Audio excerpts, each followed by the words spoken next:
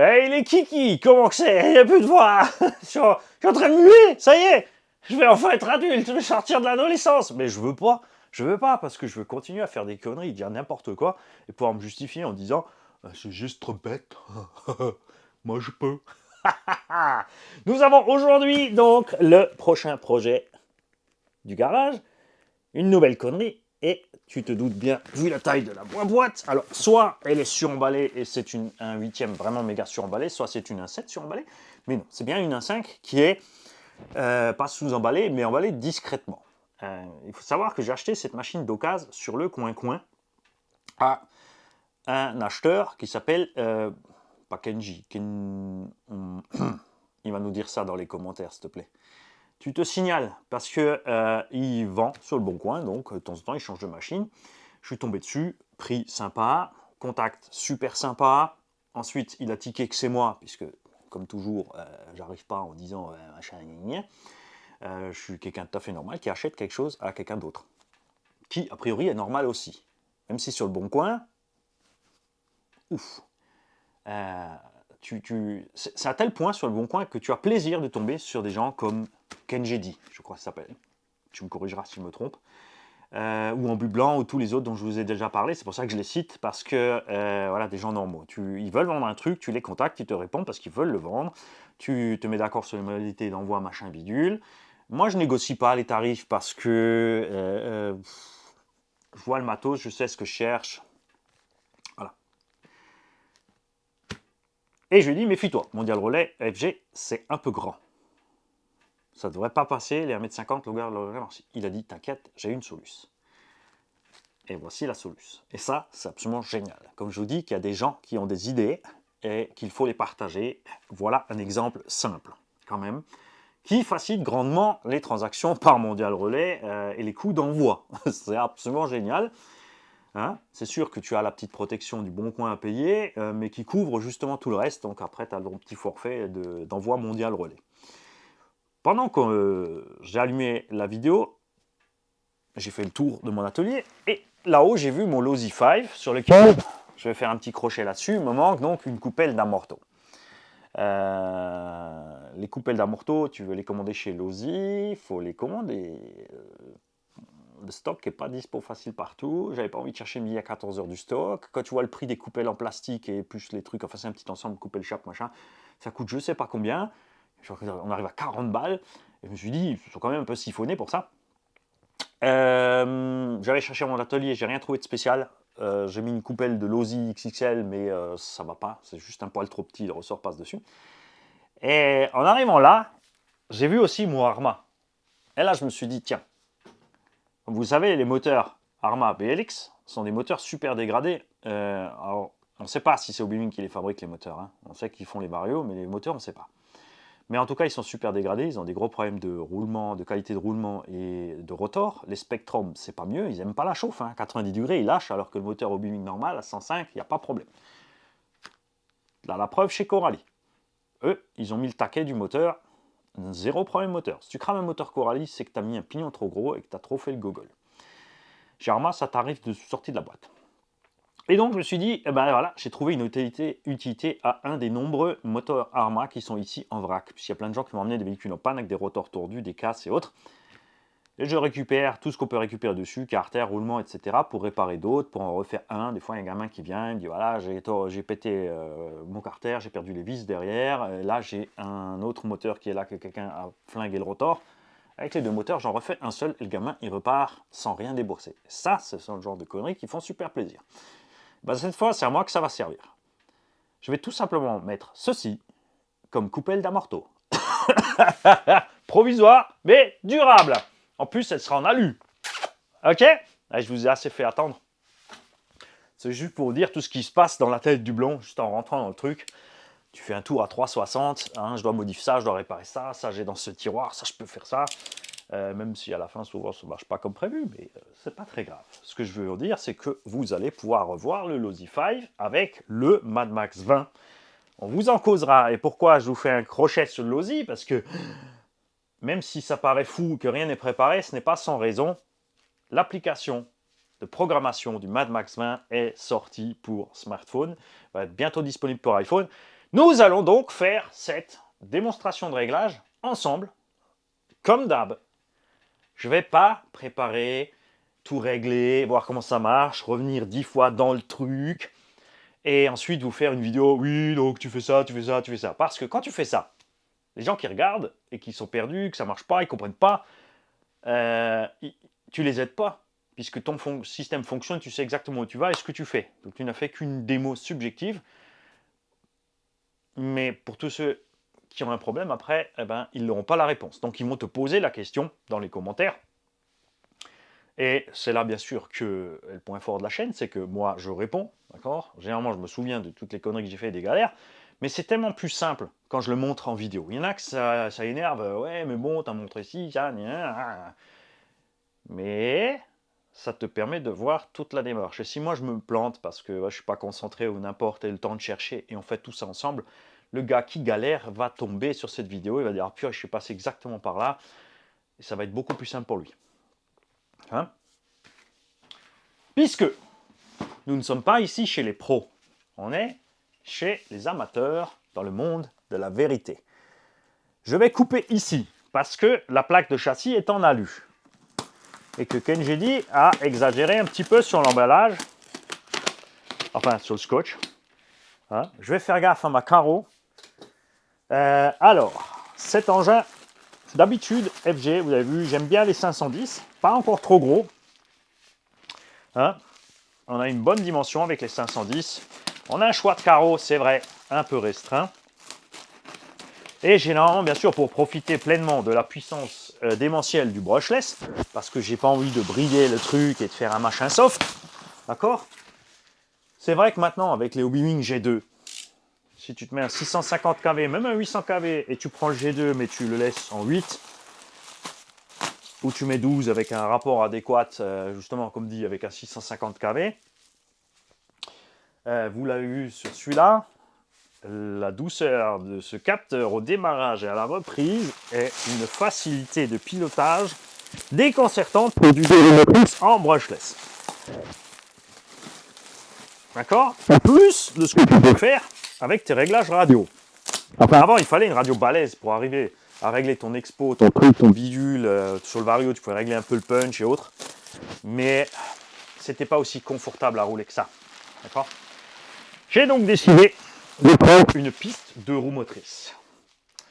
Pour faire, bien sûr, un truc, vous allez en douter ce qui va arriver là, avec des roues de Formule 1 à l'arrière, puisque j'adore les roues F1 GRP, point de vue roulage, enfin la façon de rouler, on en a mis sur le Camtar aussi.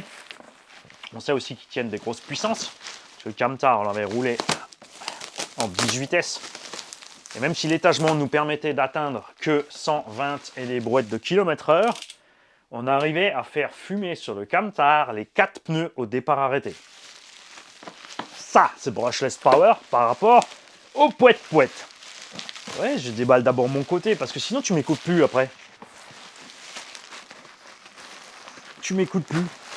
C'est une vidéo, faut écouter. Hein. S'il fallait lire, j'aurais un forum. Et donc, je me suis dit, on va t'y prendre une 2BD. Si on se prend le temps, on testera cette histoire de Hobbywing G2, mais c'est pas ma priorité. C'est pas ma priorité c'est pneus de Formule 1 à l'arrière. Regarde-moi cette beauté! Ah! Celle-là, le nain d'atelier, c'est dédicace pour toi.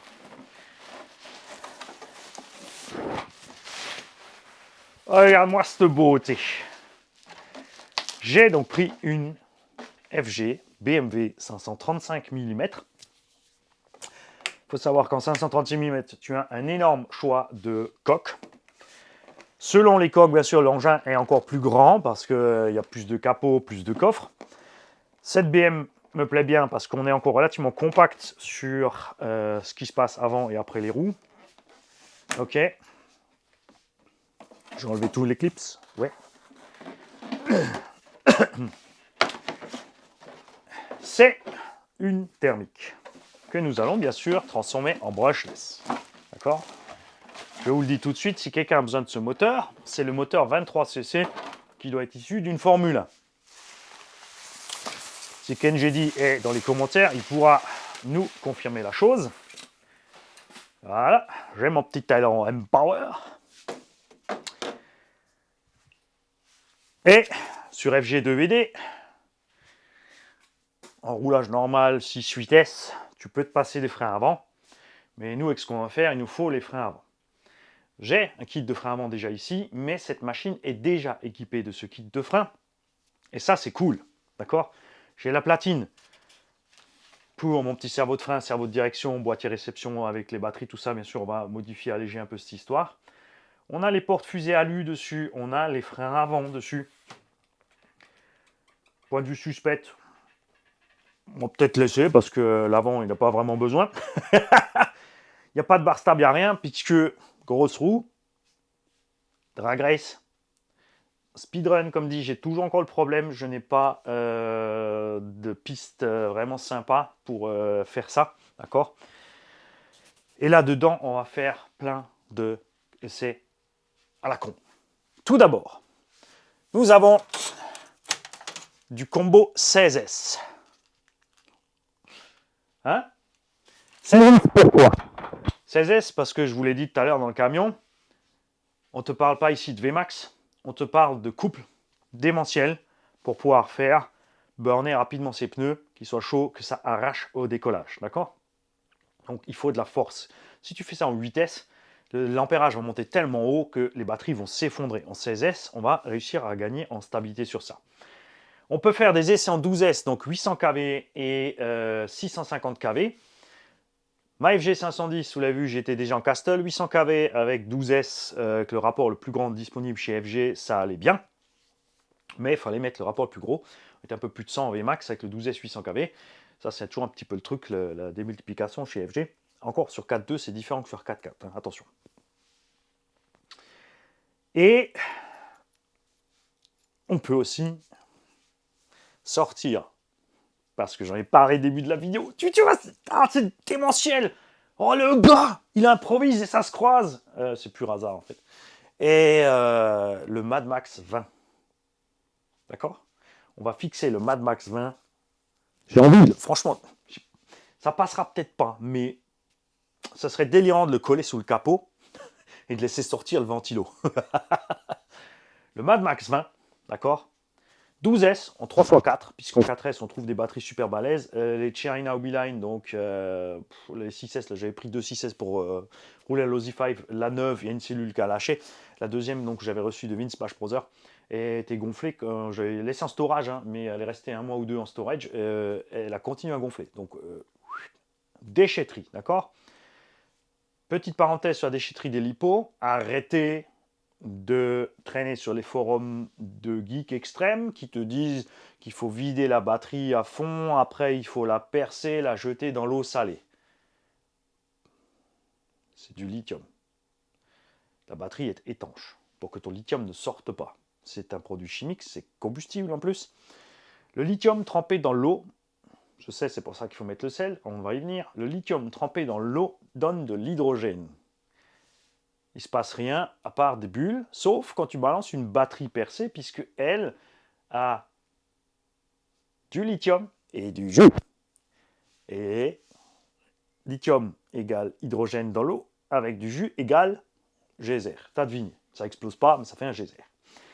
Alors bien sûr, il te dit c'est pour ça que tu mets de l'eau salée. Mais pourquoi tu vas faire des expériences chimiques alors que tout ce que tu as à faire, c'est brancher ta lipo sur une bagnole, la rouler jusqu'à ce qu'elle soit complètement vide. Si tu veux pas faire ça, tu peux mettre une ampoule dessus. Tu mets une ampoule. 220 volts, tu peux brancher n'importe quelle ampoule sur une batterie.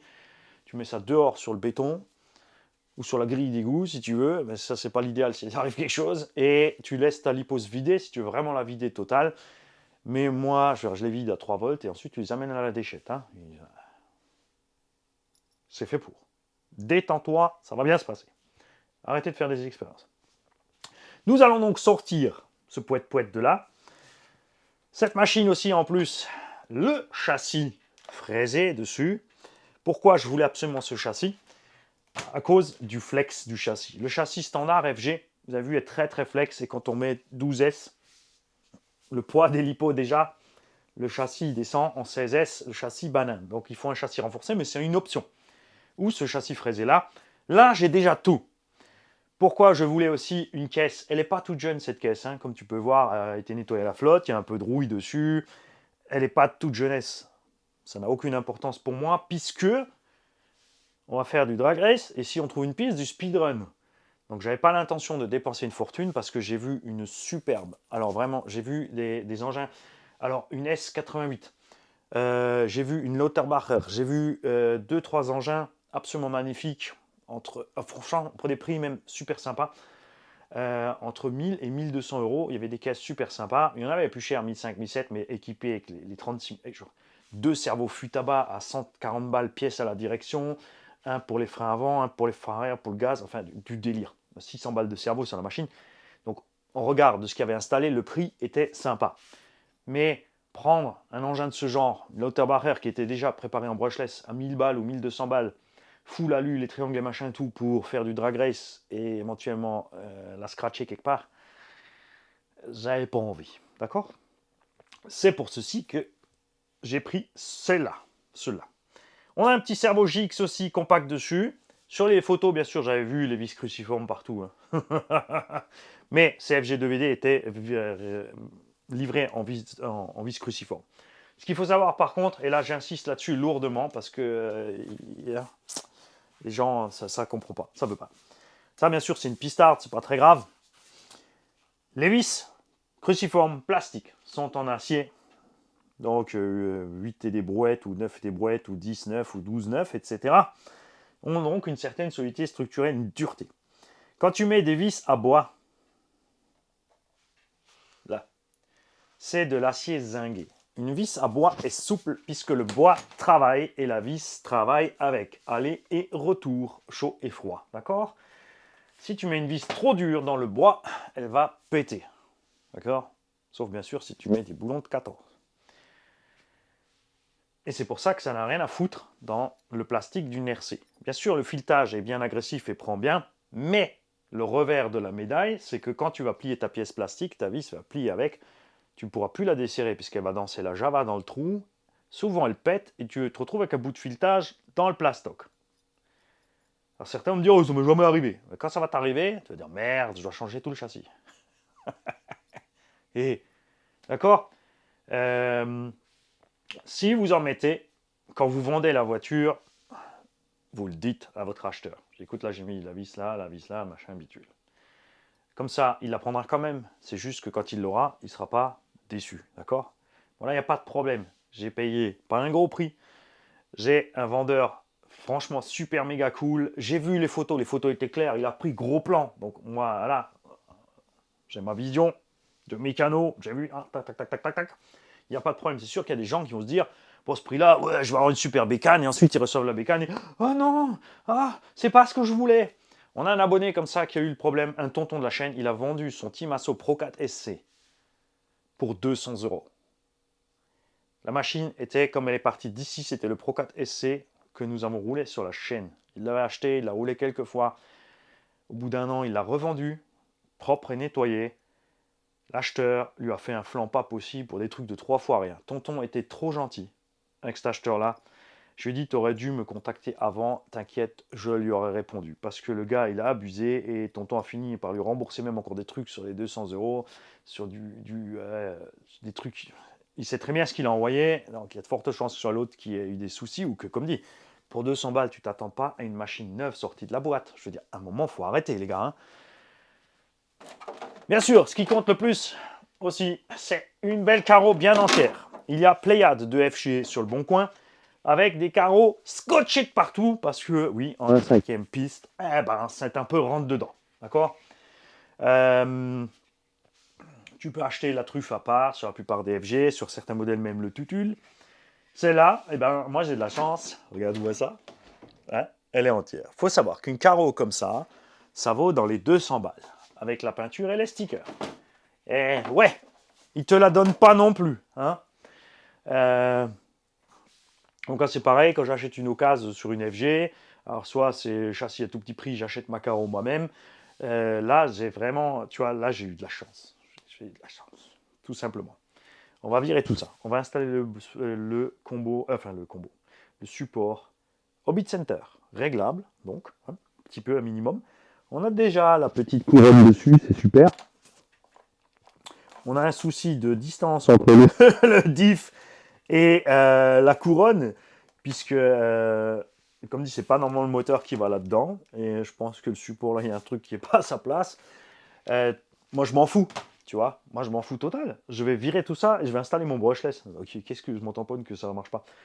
Donc, si quelqu'un a besoin du moteur avec l'entrée d'air machin bidule, là, bon, ça c'est juste été peint en gris. C'est donc le G23 RC1 Zenoa Komatsu. D'accord? Si quelqu'un veut le moteur, je démonte de toute façon le moteur et la partie thermique, je le mets dans un carton et je te l'envoie. Tu proposes un petit prix sympa puisque l'argent sera rajouté dans la caisse tombola. Ok? On va installer ce support et ensuite je vais me décider. Mais j'ai encore des tests à faire avec celui-là. Après, comme je l'ai dit, je voulais mettre le Mad Max 20 dans la Airsnake V16 Pro, la MCD XR5 donc. Puisque bien sûr ça sur piste ça sera beaucoup plus stable en 4x4 pour montrer un peu ce que peut faire ce combo. Là on est sur du poids plume. Hein. Si tout va bien, on sera en dessous de 10 kg. Enfin si tu fais un combo sympa en 8, de toute façon tu es en dessous de 10 kg, on le fera encore, on virera tout ça, on fera la pesée ensemble. Et ensuite, je verrai justement si on commence les essais cool avec un combo G2 qu'on testera peut-être d'abord en 8S, que ce soit le 650 ou le 800, qu'on testera ensuite en 12, qu'on mettra ensuite le 16. Petite parenthèse aussi sur la Airsnake, donc on a le moteur 5609. Celui-là, je l'avais acheté pour un projet comme ça. Mais j'ai galéré à trouver sur le bon coin précisément une FG2VD avec un vendeur qui veut bien vendre sa machine et me l'envoyer. J'ai fait 4-5 tentatives avec différentes, tu cliques, tu payes, il se passe que dalle, l'autre tu lui écris avant de faire le clic pour le paiement, mais bon non c'est fait pour. Ils te répondent pas, après ils te répondent mais ils veulent pas envoyer, ils ont pas le temps, et puis ça les arrange pas. Et... D'accord? Si vous mettez des trucs sur le bon coin, c'est que vous voulez vendre, donc quand quelqu'un clique, vous emballez, vous expédiez. Arrêtez de faire compliqué. Hein? L'échappement dessus, c'est un Big Tornado, c'est un T, c'est une tornade pour faire le T. Je suis à l'envers, arrête de te marrer. Donc, c'est un Big Tornado dessus sur l'échappement. Bien sûr, il y en a qui vont dire ah oui, c'est un pot qui vaut tant et tant, ça, machin, je m'en fous, je te remballe tout. Tu me dis, voilà, je te file tant et tant, faut pas oublier le mondial relais. Le mondial relais, on aura pour 10 € pour envoyer le truc. Bien sûr, je vais démonter le pot, je mets à côté, je mets ça dans un carton avec les bulles. Tu récupères, d'accord? Si quelqu'un est intéressé, donc vous me mailez rcgar68@gmail.com. Je te file toute la partie thermique, ok? Et donc, ce moteur qui est là-dedans, lui, il prend 16S. Parce qu'on l'a déjà testé dans le 4x4, vous avez vu que ça ne lui pose pas problème. Mais là-dedans, il va pouvoir respirer, puisqu'on est quand même un peu lourd pour lui là-dedans, mais je voulais montrer ce que peut faire un 6 pôles, même en 5609, vous avez vu qu'il s'en sort super bien. On a fait un run de là, dimanche de 30 minutes à peu près. Bien sûr, la température commençait à monter. On avait en plus un étagement peut-être un poil trop gros pour lui, mais fallait tester, ça marchait super bien. Le Vario aussi ne bronche pas. Mais donc là-dedans, elle va pouvoir respirer. Ce 600 kV en 16S, ça va pouvoir respirer. Et bien sûr, ensuite, on fera... Enfin, tu vois, ça fait beaucoup de boulot, parce qu'il faut faire les essais là. Switcher ce combo là-dedans. Mettre autre chose là-bas pour vous montrer en 16S. Une fois sortir le combo de là, comme dit 16S pour le mettre là-dedans, mais après avoir essayé le 650, le 800 qui est là encore sur l'étagère, etc., etc. D'accord? Mais ouais, c'est sûr que le Mad Max 20 là-dedans, 12S avec le 870 kV, ça va faire mal. Pour l'étagement, moi j'aime bien les moteurs SSS axe de 10. Parce que l'arbre de sortie est en 10 aussi. Du coup, couronne pignon, je peux inverser. Je peux mettre ma couronne avec mon coach drive sur le moteur et entraîner mon pignon. Et ça devrait ramoner fort. Hein, pour pousser un peu les limites de tous ces trucs-là. Frein avant, parce que tout simplement, s'il y a quoi que ce soit qui lâche là derrière, une fois qu'on a, même si on fait une drag race, si on arrache les gaz, qu'on part, qu'on atteint 50, 60 ou 100, et que quoi que ce soit pète sur la transmise, tu te retrouves zéro frein. On est d'accord. Hein? D'où la nécessité du frein avant, pour ralentir la bête avant qu'elle fasse une roue libre d'enfer pour finir je ne sais pas où. C'est pour ça que je fais mon 4K, comme ça je pourrais vous zoomer le crash de loin, au pire.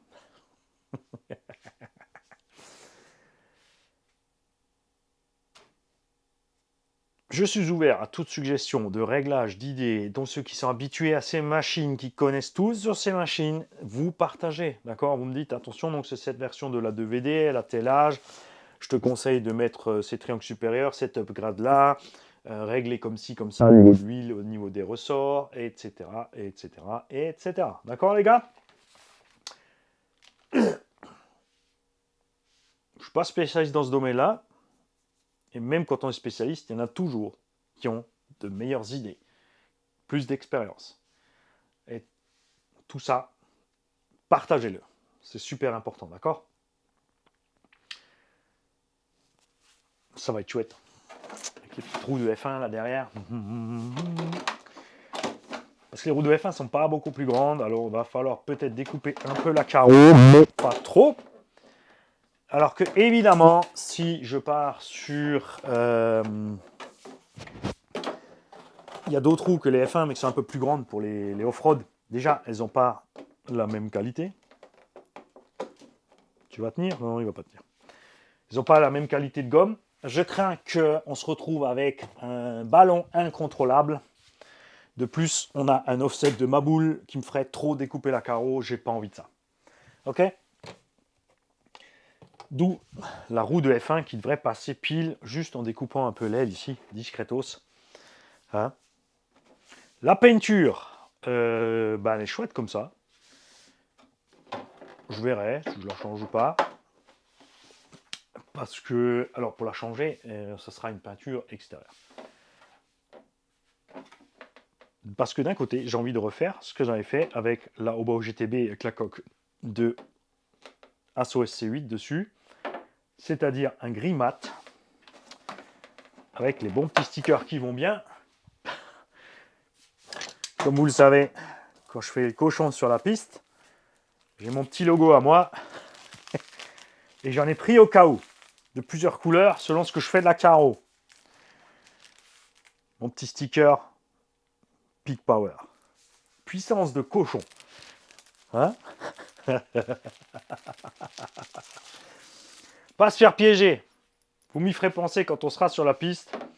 C'est que, ou quand je vous annoncerai que je vais y aller, de bien faire chauffer les roues avant. Puisqu'en 2 roues motrices, tu propulses du tulle et les roues avant elles ne font que tourner. Donc elles chauffent un peu moins vite, enfin beaucoup moins vite que les arrières, et donc nécessaire de faire suffisamment de tours sur la piste. J'ai pas envie, vous le savez, d'utiliser des chauffe-pneus, tous ces trucs-là, de trimballer encore plus de matos avec moi. Moi, ce que je veux, c'est ma voiture et mes batteries, et ma radio, et go. D'accord? Par contre, Kenjedi, je me suis fait arnaquer. Hein, parce que... comment ça se fait que j'ai que 4 circlips? Hein? J'ai que 4 circlips. C'est... Franchement, c'est pas sympa.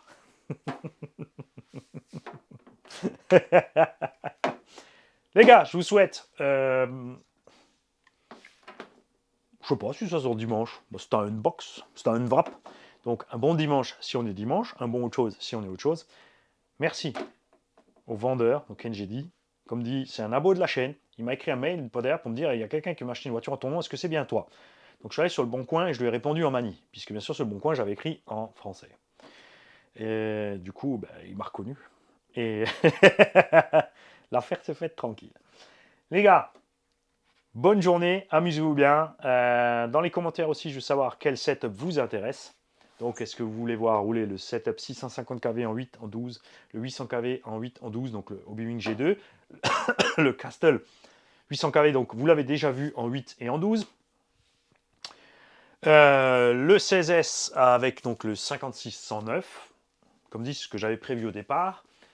Le 16S avec le Léo 530. Et est-ce qu'on va faire cette connerie avec le Mad Max 20 et le 870 kV Léopard? On propulse les 18 kg du Losi 5 sans cogging, en arrachant les gaz à plus de 120 km/h. On n'a pas réussi à atteindre la pleine vitesse puisque je l'ai laissé en version TT, il prend l'air, la suspension est souple, ça va pas.